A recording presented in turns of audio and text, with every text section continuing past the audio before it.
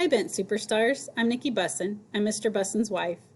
And today I would like to share with you a book that I just published. It is the fifth book in my A Little Art History series, and it's called A Little Paint in the Cave. This book is really special to me for a few different reasons. First of all, this book is the first book that I've ever written with the Spanish translation included. And also this book is very special to me because one of my very special art students, Evangelo, helped me to come up with some ideas as far as how to create digital drawings. So he inspired me to use digital drawings for this particular book. I would like to first read the inscription on the inside, and then I really hope that you enjoy my story. So I'm going to go ahead and read and sit back, relax, and enjoy. This is called A Little Paint in the Cave.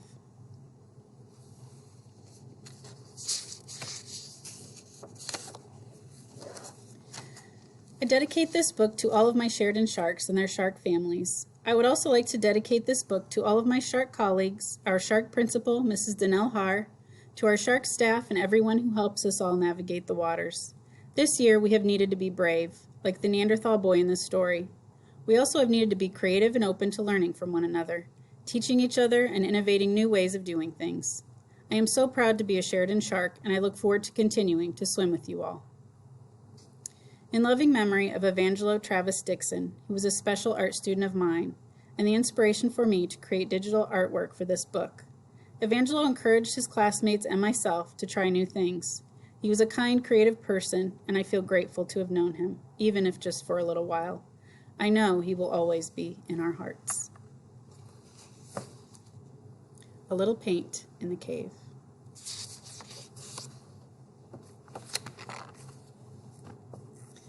Long before electricity, automobiles, and computers, groups of individuals called Neanderthals roamed. Life for the Neanderthals was hard and many times dangerous. They lived in cold climates and learned how to survive frigid, dark days. Neanderthals were hunters and gatherers and were nomadic, meaning they moved from place to place as they followed their sources of food. They spread from areas near Africa to Europe and Asia. Eventually, they made their way to southern Spain, near Cartagena, around 115,000 years ago. One cave in particular, Cueva de los Aviones, was recently discovered to have the world's first evidence of art ever made. Eventually, Neanderthals, Denisovans, and Homo sapiens joined together and passed down their DNA from generation to generation. You might even have a little Neanderthal DNA in your own DNA. And this is southern Spain. This is the area where the Cueva de los Aviones is located. The Neanderthal boy woke up in the early morning hours. The rest of his group was fast asleep. As the morning light streamed in through the opening of the cave, the light ricocheted off the small waves, sparkling in the distance. Birds loudly squawked in the sky as they fought over their morning catch of fish. The boy looked around at his sleeping group, lying on skins of the deer they had hunted days before. They were tired from their long travels, from the cold north to the warm south on the beach. His mom, dad, younger sister, grandpa, and the other members, a young man, a woman, their toddler son, and the two men that joined them during their travels, walked for many miles for days.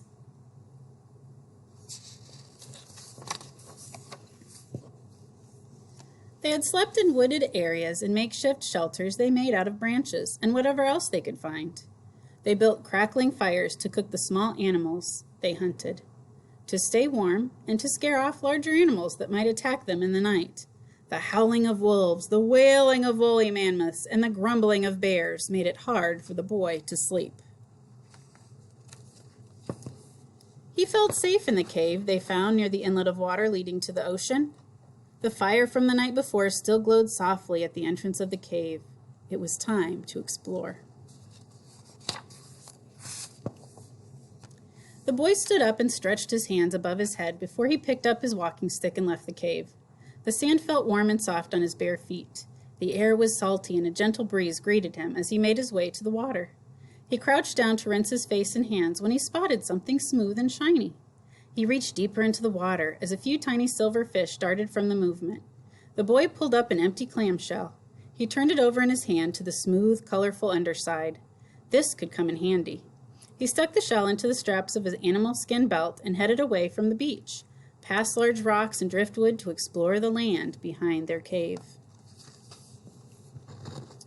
The land was an open expanse of hills, rocks, and shrubs. As he walked over the small hill near the cave entrance, a tan rabbit darted into a nearby bush. The boy knew that if his dad were there, he would have thrown his wooden spear at the right time to hit the rabbit. The boy was not interested in hunting, though. He wanted to see what else this land had hidden for him.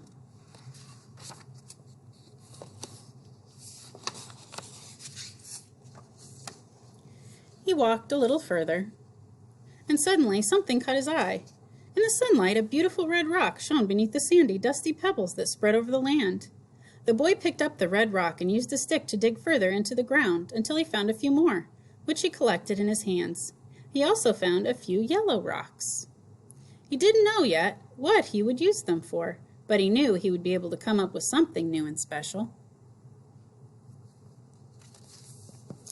Just then, he heard his mom calling for him, and he ran back to the cave with his hands full of his new treasures. The sensation of the warm air made him smile. He liked this feeling. It was so much better than wearing heavy furs from head to toe and shivering in the night. It was magnificent. When he returned to the cave, his mother was up and had a new fire burning brightly. His grandfather sat hunched against the cave wall. The rest of the group was awake and was beginning their work for the day. His dad was sharpening his spear with a large rock. Two of the men were busy banging rocks together outside of the cave in order to shave small pieces off. The rocks would be used for tools to skin animals, cut through trees, and to scrape hide. His sister crouched nearby, watching them, learning their techniques.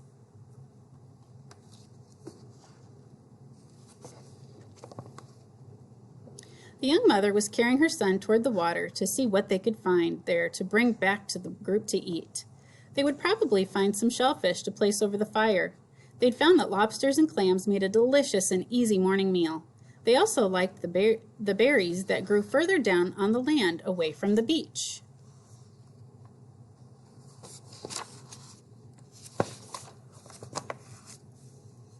The boy's sister was good at finding those. She was also good at catching small creatures. When she was able to practice away from the group, she wanted to learn to hunt, and she practiced with her spear. She had yet to bring anything back with her, though. The boy liked to make things, even though he knew his father wanted him to be a good hunter. The boy wanted to be grown and was getting closer to it. His father told him he would be grown when he was able to be brave. To his father, this meant that he would become a great hunter. The boy brought his newfound objects into the cave. He greeted his family and made his way deeper inside. The light drifted further away behind him, and his eyes squinted to adjust to the darkness. Condensation from the top of the cave fell and made dripping sounds as the droplets splashed onto the stone floor. The boy found a dry spot against the cave wall and laid his rocks and clamshell there for later. He peered into the space around him and into the darkness that lay ahead. He would explore further later. Once he was back with his group, they all gathered near the fire. Several lobsters and a few small mushrooms sizzled on the fire. The aroma made the boy's mouth begin to water. They sat munching and tossing the shells from the lobsters towards the back of the cave to keep predators from smelling them. The toddler wobbled toward the entrance of the cave before his mom took hold of him and guided him back into the shelter. The women began cleaning up the shells, and the boy's sister asked him if he wanted to go with her to practice hunting. He told her about what he had found earlier that morning, and that he wanted to make something with his treasures. She grabbed her small hunting stick and made her way down the beach. The men took their own larger spears and headed out in the opposite direction to hunt and scavenge. The boy made his way toward the water again. The lapping and splashing of the small waves called to him. He waded into the water until he was standing knee-deep. He looked through the bright blue water to the small fish and plants below. He plunged his hand down into the sandy bottom and let the sand sift through his fingers. He found small mollusks inside their shells. Using his fingers to pull each shell apart, he sucked out the cool, slippery muscle inside and saved the shells for later. The The boy shuffled his way back up to the cave, past the women and his grandpa, back to his hiding spot. He sat with his findings and sifted through them. What could he do with all of these pretty things? He scraped this large shell over the red and yellow rocks, and powdery shavings of bright, beautiful color were exposed beneath the grime. He collected the shavings and put them into the shell. Then he held the shell up to the dripping water coming from the ceiling. He stuck his finger into the wet shavings and mashed them into 2 small puddles of color. The colors were so beautiful. The boy knew right away what he would do. He picked up the small shells and smeared the colors over them. Now the shells were beautiful too.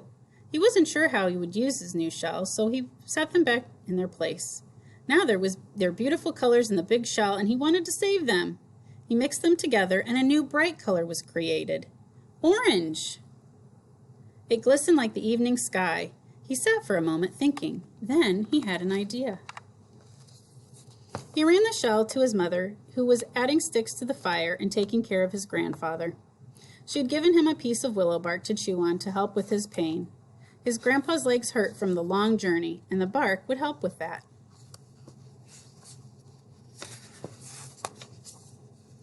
The boy called for his mom and held out the shell. Her face lit up, and she smiled at him. She swirled the color with her finger. The boy pointed to his face, and she smeared the orange color onto her own face. Now her face shined like the evening sun.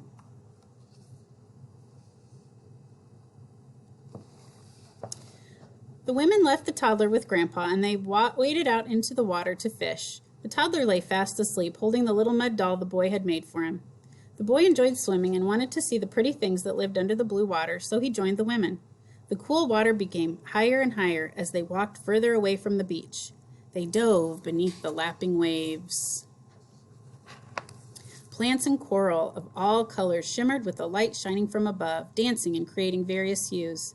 Glimmering fish fluttered by them as the women grabbed at them with their bare hands. The boy saw a turtle swimming in the distance, flapping gracefully, also looking for fish. The young woman grabbed and caught a long silver fish, and soon after, his mom caught a bright orange one. The women and the boy made their way back to the shore to leave the fish and go back out again. The boy sat near the water. He watched the birds float in the sky. He listened to the waves crashing against the rocks. He felt the warm sun on his shoulders. It was so calm and peaceful here in this new place. He looked down and found a few shreds of stringy skin left from their hunt the first night they came. They must have washed off the hands of the men after they butchered the deer. He picked it up and held on to it. He made his way back to the cave and to his spot.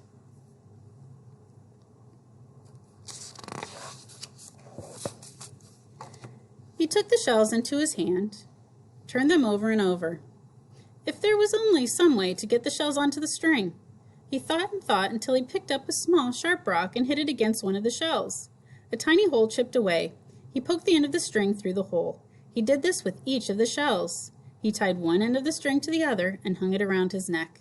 He felt proud of this new thing he had made. He heard the women back in the cave now. The boy found them, and they waited for the men and his sister to arrive. As they waited, they scraped the fish scales from the fish's bodies and laid them on the fire to cook. Smoke bellowed, and the cooking fish hissed and snapped. Soon after, the boy's sister arrived, carrying a small rabbit that she had speared. This was the first animal she'd brought back for the group. They were all happy to have this meat, and they put it on the fire with the fish. The group sat and nibbled on the cooked fish, saving some for the men. The sun started to set, but there was no sign of them. They began to worry, and the boy decided he would look for them before the dark came. He was scared of the dangers that he might find and worried about the men, especially his dad. He told the group he would go out and search, even though he was scared and unsure. His legs carried him far down the beach, with no sign of the men. Any footsteps they might have left would have been washed away by the tide. He had been calling out to them with no answer, and the sun was sinking lower in the sky. Finally, he heard one of the men calling from the land in the distance. The boy began to run toward the sound. Then he saw them. The 3 men were trying to carry his father. He had been injured when he ran toward a deer. He had tripped on a large rock and had fallen onto his spear. The boy knew if he didn't do something quickly, his dad would die. The boy ran over to them, and they laid his father down on the ground. The boy told the men to find some large leaves and place them over the giant wound. They left and returned quickly with the leaves. Then the boy tied his furry belt around his father to hold the leaves in place.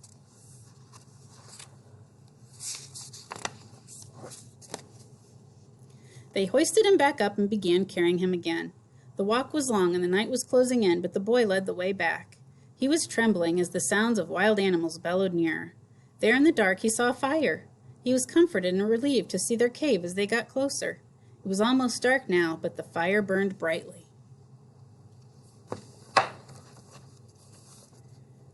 When they arrived at the cave, the rest of the group welcomed them and were elated that they had all returned. The men laid the boy's father down on deerskins near the back of the entrance of the cave. The boy's mother tended to him, giving him fresh rainwater to drink from a shell and bark for his pain. The boy's dad was happy that his son had come to save him and told him he was now grown. The fish the women caught and the rabbit that his sister had speared gave the men strength and helped his father to heal. He was proud of his children. The next morning, the group headed deeper into the cave, where the boy kept his new colorful rocks to make him his precious paint. His dad wanted him to leave a mark on the cave walls to show that he was grown. The boy picked up a piece of hollow bone and mixed some red rock shavings with water inside a shell.